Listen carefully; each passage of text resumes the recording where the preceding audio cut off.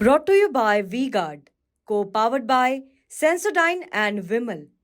बोलो जुबा केसरी। आप बताइए, आप कहाँ से आते हैं? अपन शेरपुर से हैं।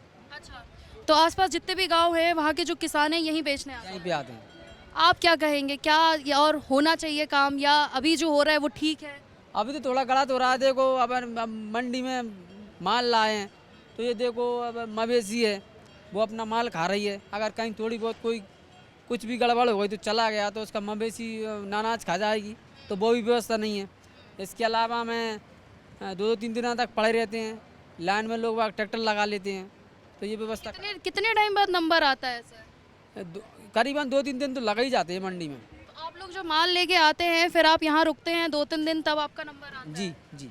और जो भाव हैं वो निर्धारित है पहले से? ऐसा है कि जैसे कभी कम कभी ज़्यादा, वो तो व्यापारी हैं, 100-200 इस पे कर देते, 100-200 उसमें कर देते हैं, जो होता है।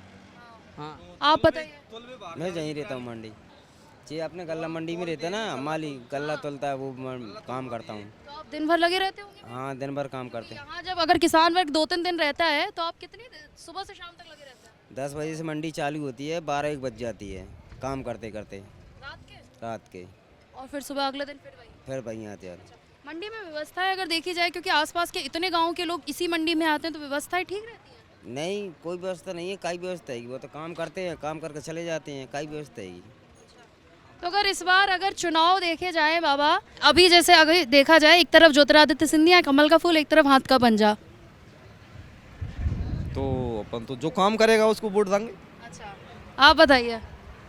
हाँ बोलिए। हाँ, और ऐसा प्रशासन चल रहा है, जो पारसी लोग हैं हमारे तरफ, जो इंसानों को लूट रहे हैं, प्रशासन कोई सुनता ही नहीं, ध्यान ही नहीं देता। प्रशासन उनसे आतंक करा रहा है।